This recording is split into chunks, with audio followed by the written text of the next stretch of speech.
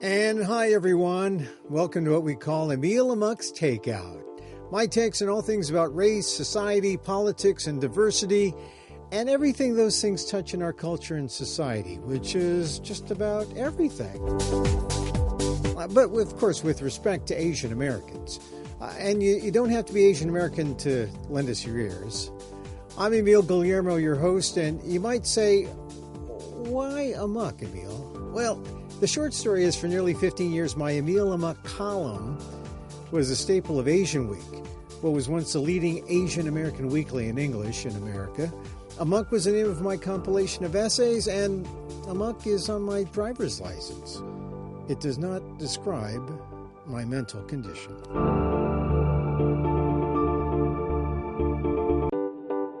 Well, on today's show, we're talking about Trump 45, of course. He went behind closed doors, this time to release his TravelBan 2.0 and make it less racist. But you know, the end result is still the same, even if it's sanitized.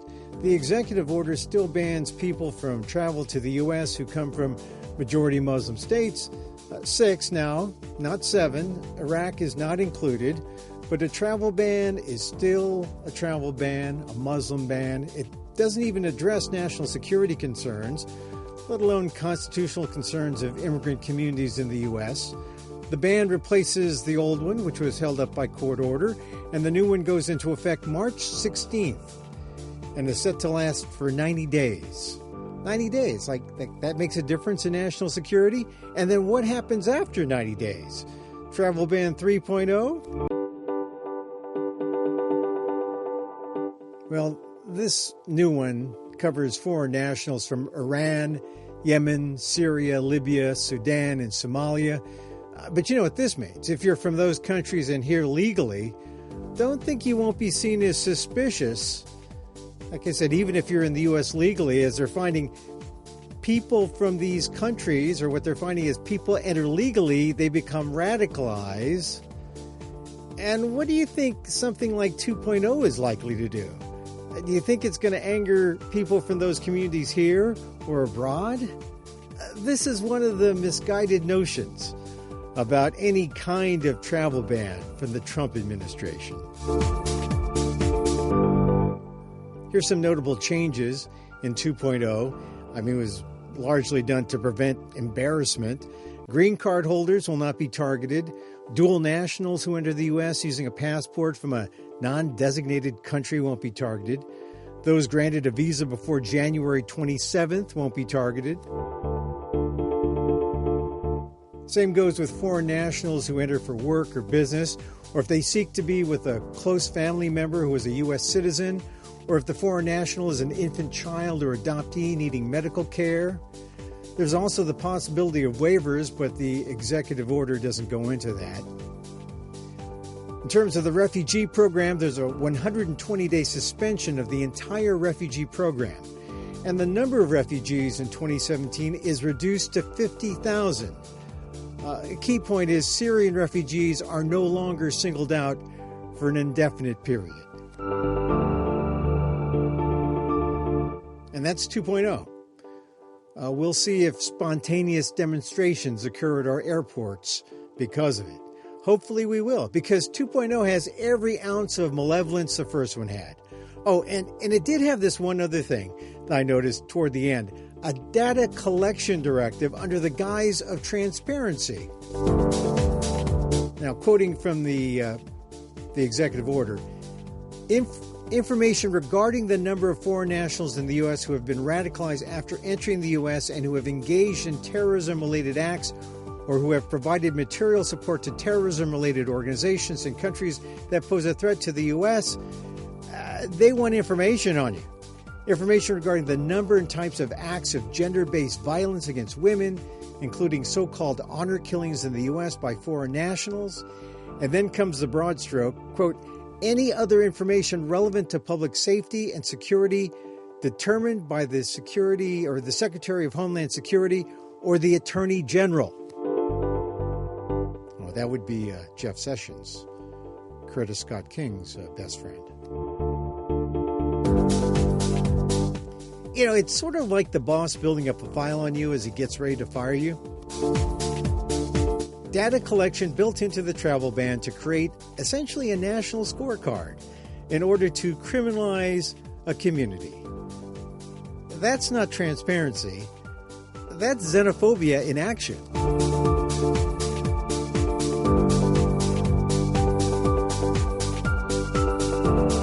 Okay, in our interview section, we're going to talk to Deepa Iyer. She's an activist, a writer. She wrote the book, We Too Sing America.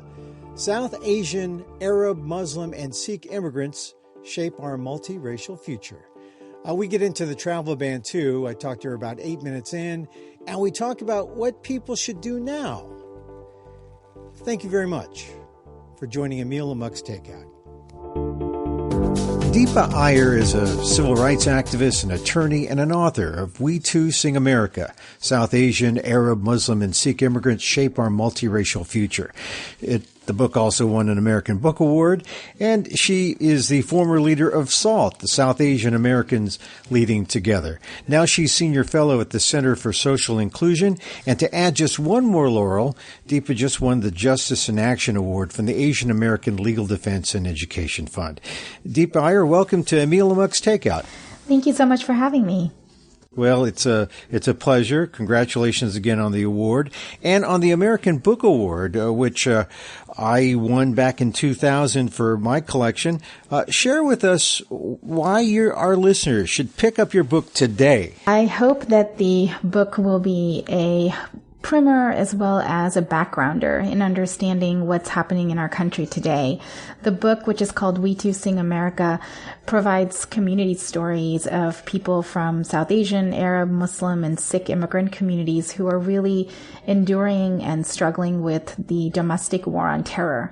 And so it looks back at the last 15 years since 9/11 and looks at communities that have faced hate violence, such as the Oak Creek community where a Sikh Gurdwara was attacked in 2012, to places like Murfreesboro, Tennessee, where the Muslim community there had been struggling for years to fight off a legal challenge to a mosque that they wanted to construct. And so I think that the stories in the book and the policy recommendations will be really helpful for folks who are trying to get a sense of where did all of the policies that we're talking about today, the Muslim ban, other national security policies, where did they come from, and how do we best resist them? Now, you talk about policy recommendations in the book. Well, what one specific recommendation in the book is something that the Trump administration should take to heart immediately in your mind? Well, that's a little bit hard to say because it seems that we're very far off course to be able to get the administration to make significant changes. But I think one of the things that the administration should look at is how the policies that it implements really embolden public bias and acts of violence that we're seeing around the country. For example, many folks listening to you will be aware of the murder of an Indian American engineer in Kansas about 2 weeks ago, the shooting of a Sikh man in his driveway in Kent, Washington just this past weekend, and the increasing reports of bias, bullying, and violence reported by Muslim, Arab, and other communities since the election. And what would be important for elected officials to understand is that this sort of climate of bigotry is further exacerbated when there are very divisive forms of rhetoric that are being used to divide communities, as well as policies like a Muslim ban or immigration raids that give the sense to people in the public that it is absolutely okay to discriminate against or at worst hurt people who are from these communities. Let me just ask you this, because it seems to me that when you mention South Asians, Muslims, Arabs, and Sikhs, that these are the times that have brought together these diverse communities when maybe in the past they may not have been as united. Is that a true statement, or do you think that they've sort of found the common ground now since they've been under attack?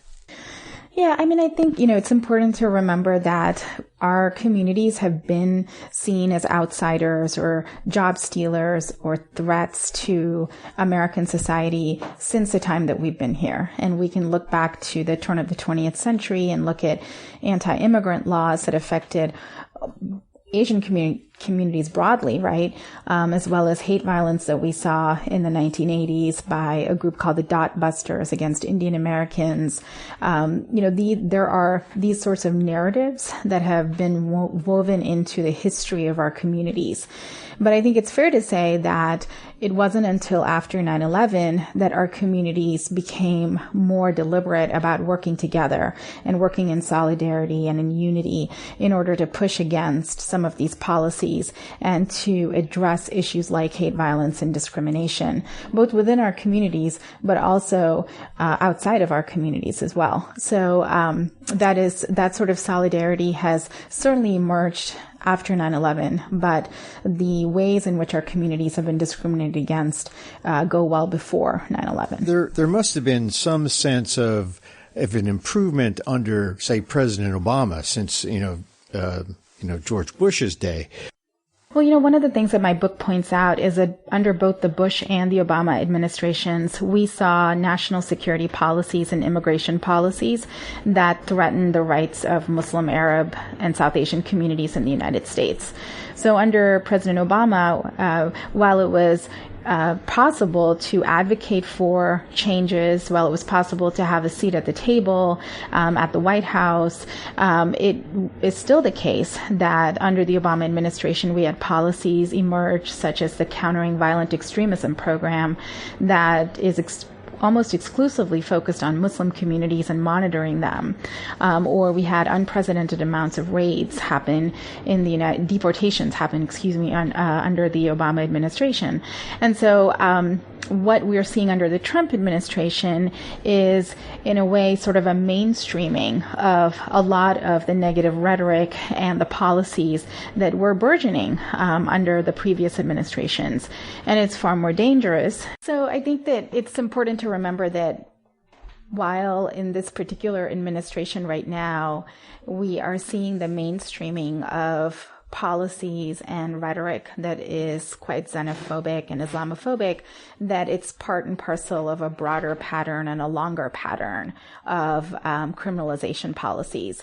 But in the Trump administration, it is extremely dangerous because you have people very close to the president who are actually advising the president and who have ties to organizations and entities that have extremist viewpoints and Islamophobic viewpoints. So this sort of normalization and mainstreaming of Islamophobia and xenophobia and racism is something that we must resist at all costs. And it goes hand in hand with nationalism and nativism, these things that we've seen on the fringes sort of now more, as you say, put in the mainstream. Right. I mean, we know, for example, from reports that the Southern Poverty Law Center has done that there is certainly an increase in certain types of white nationalist groups, that there is an increase in anti-Muslim groups in the United States. And it's important to remember that these groups thrive in an environment if they feel that policy and rhetoric from really the highest office in the land is aligned with some of their viewpoints. So it's very important for us to be very vigilant about these policies and about the rhetoric that's being used, and to find various forms of resistance to protect our communities and their rights and really the ideals that this country stands for. All right. So now let's talk about how those ideals how they match up with this new executive order, Travel Ban 2.0, it's being called by many. Is Travel Ban 2.0 an improvement? Has it been sanitized enough to pass constitutional muster? What's your impression from what you've seen about this new revised travel ban from President Trump? Well, I think we have to call it what it is, right? And I think it's important to still call it a Muslim ban because that's what it does. It bans travel from citizens of 6 Muslim majority countries. And while, as you say, this particular executive order revokes the original and has changes in it, it removes, for example, the country of Iraq from the list of nations. It also has the possibility of people to request waivers if they show undue hardship. For example, if they're trying to pursue a course of study in the U.S. or receive medical care, that they will be granted visas to travel to the United States. And it has also, instead of indefinitely ending the Syrian refugee program, it suspends it for 120 days along with all other refugee admissions. So there are changes to the executive order. Many of them are likely the result of legal challenge and resistance at airports and city centers that emerged after the first ban was signed. But at the same time, it's still a Muslim ban, and it still has within it discriminatory focus on nationality and faith. It also has provisions in it that are very alarming in the sense that the government is expected to develop and share databases of individuals, foreign nationals, who are in the United States and who may be or could be prone to radicalization or violent extremism or even gender violence and, quote, honor killings, unquote. These sorts of provisions within the executive order are extremely alarming as well. Yeah, I noticed that too toward the end, the collection of data. And is any of that, plus the main points that you mentioned, is it justified by national security, or is it even necessary? Right. And one of the questions that should be asked of the government is, what are the national security justifications? The executive order is premised on that fact, as we know. It says that it exists to protect U.S. citizens from terrorism from foreign nationals who are in the United States from countries that are state sponsors of terrorism of some sort or the other. And so the question is, what are the justifications that the government has in terms of identifying these countries or particular foreign nationals and the like?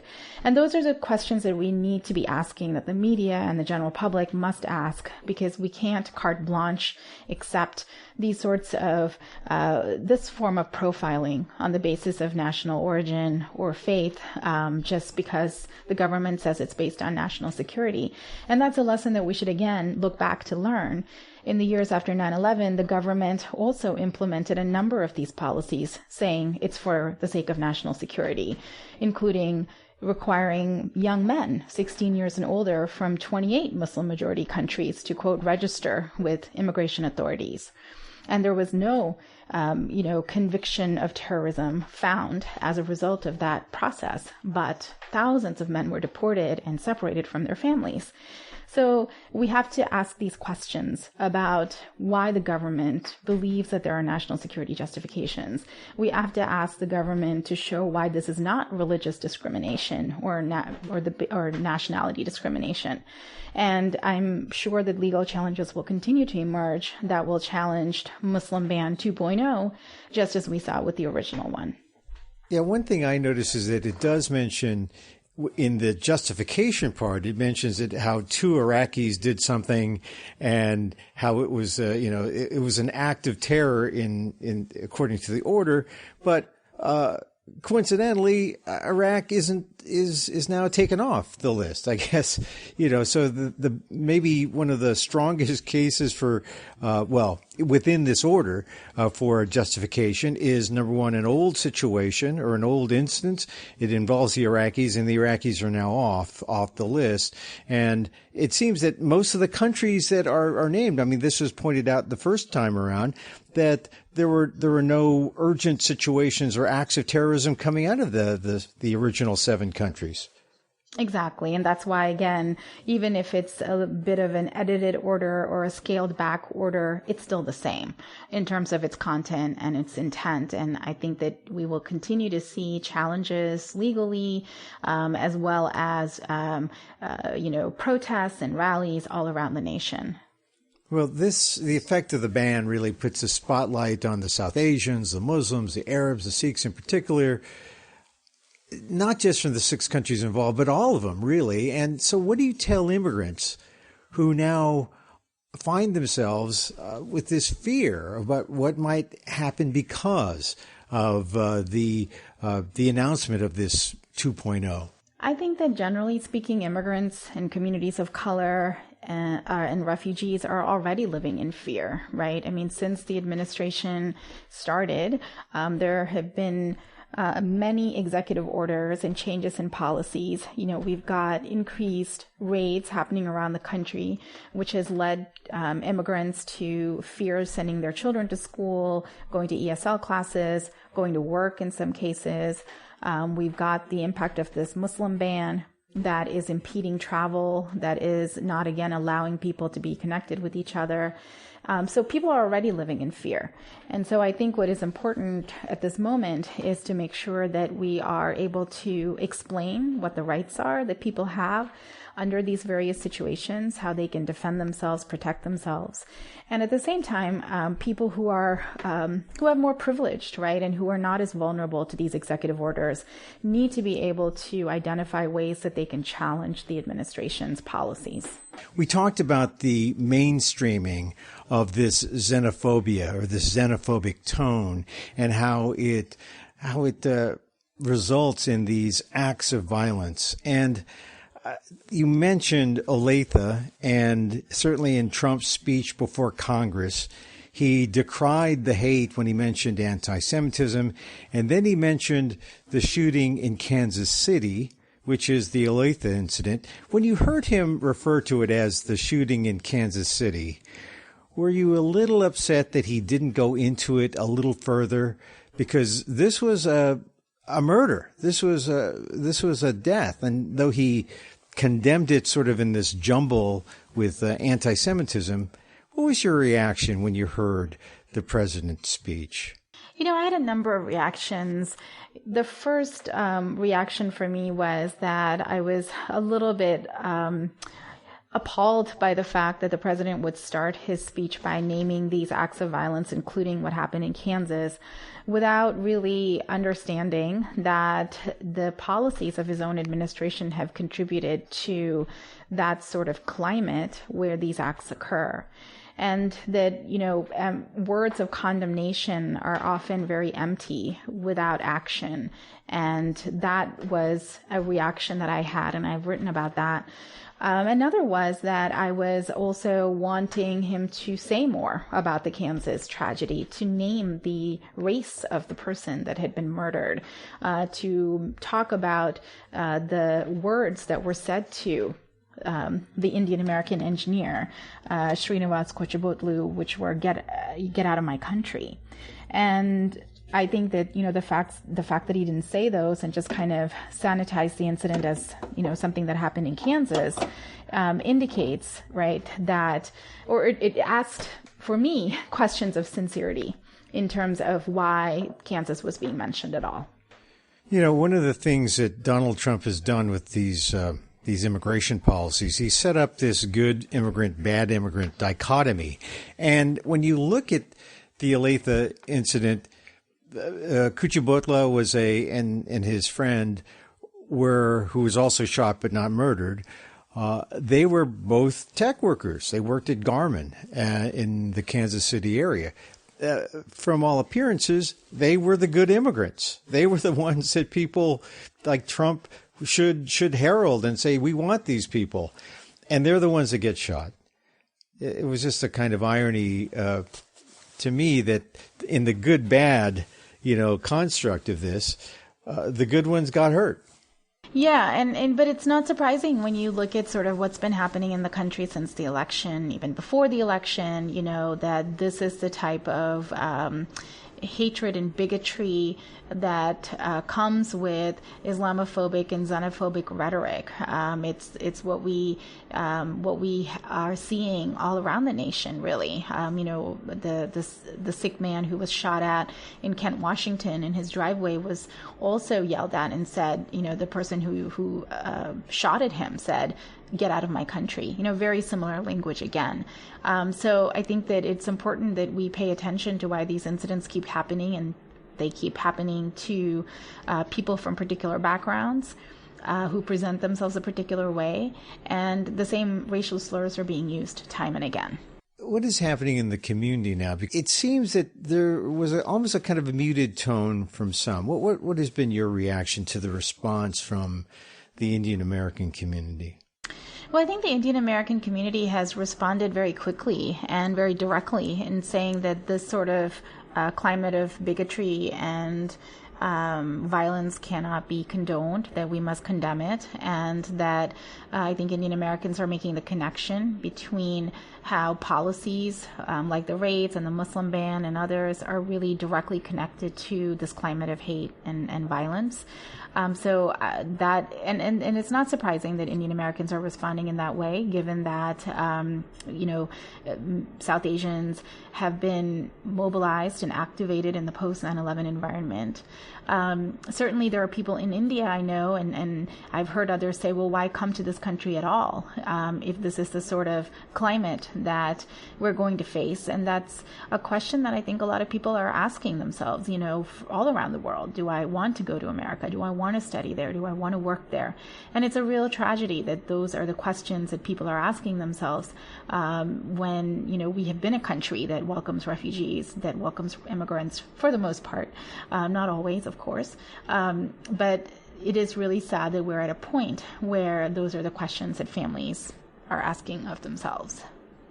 During the Obama years, we saw the rise of South Asian Indians as contributors to political campaigns. And a number of times to California, President Obama came out to really, nurture, that South Asian community. And in one of his final speeches, he talked about the future where we may see a president of a Hindu background. He used that phrase. And I was wondering if you feel like something like the Olathe incident would spark an increase in that political feeling of, to really energize and empower the community? Or how do you think they would view Olathe as a means to fight harder for more empowerment? Or do you think it's going to regress under a Trump administration? From what I have seen around the country, I think that more and more South Asians are becoming woke and are becoming activated, and that this is actually multi-generational. I've had conversations with, my parents and people in the first generation, so to speak, who are really concerned about what is happening in the United States and who are, for the first time ever, taking part in rallies and actions. I have, had the privilege of speaking to a lot of college students around the country who are also mobilized and activated on their college campuses, in efforts to declare their college campus a sanctuary campus, or efforts to connect with Black and Indigenous and Latinx communities. So that's the sort of movement that I'm seeing, that sort of, the resistance, the empowerment, the civic engagement, and certainly, political empowerment and political action is part of that. But I think that what we really need are for large swaths of our community to become more informed and become more engaged. And I think that this moment in time is certainly a call to action for many to do just that. More than one person has suggested that maybe the Olathe instance was a kind of a Vincent Chin moment for the South Asian community. Do you see the connection, or do you see that as a possibility? I don't know if it's a Vincent Chin moment, because I think that, as I mentioned earlier, I do think that South Asians have been mobilized and become more aware of hate violence in their communities, especially since 9/11. But certainly there are many fact patterns, I suppose, or facts in what happened in Olathe that are similar to what happened in Detroit with the murder of Vincent Chin. But I'm hoping that, people will learn from history, right, from broader Asian American history, make some of these connections, and think about how, I believe this is the 35th anniversary of the murder of Vincent Chin, how this year, and how these sorts of tragedies keep happening, and what is it that we need to do to interrupt them and address them and eliminate them altogether. So now we are in the Trump era. What do you tell immigrants who come to you, South Asian, whatever, from whatever country, and they are in fear of what's happening? They see the rise of nationalism, and they don't know what to do. They may be American even. They may be born here, but they have, brown skin, or they have the look of the other. What do you tell them, and what should give them strength to stand up and to fight this? I think, first and foremost, it's just really important to continue to proudly practice one's faith, and to proudly say one's name, and to speak one's language, and all of those things that we hold dear to us. I think it's important that we continue to do that and not kind of self-edit ourselves, even if we're afraid. I think secondly, it's very important to, as we've talked about here, to learn from our history, to learn both, how our communities have been affected by discriminatory policy, but also about how people have consistently stood up to help, to speak out, to disrupt, and that we can learn a lot from that's part of our kind of tradition of movement building, that we can learn from, that other communities of color have been part of in the United States. And lastly, to really figure out what each of us will be doing in this moment. That sometimes I think people are very overwhelmed by what is happening and how they can respond. And I think it's important to identify what your role is, what are the 1 to 2 things that you could be doing, and how you are going to continue to preserve yourself while you're engaged in responding or learning or informing or resisting. So I think those are the kinds of pieces of advice that I often share with people about living through this particular moment. We saw a lot of people at the airports when the first travel ban was issued. Do you think we're going to see more of that kind of spontaneous thing? Or do you think that people are still saying, where are all the people after the Women's March? Where are all the, they're saying that it hasn't been sustained, or it hasn't been noticeable, after, post those rallies. But do you think now we're going to see more of that, and maybe at a sustained level to where the pressure will be on the Trump administration? Yeah, I think that obviously what happened with the Women's March was very historic, and it is hard to sustain that kind of level of national response, right? But what I've been seeing is that a lot of the response is happening locally, and it's not necessarily a response that gets media attention or national attention, but people are organizing, right? We know that people were coming to congressional town halls in very large numbers when Congress was in recess. We know that people are going to city council meetings and school board meetings at higher rates.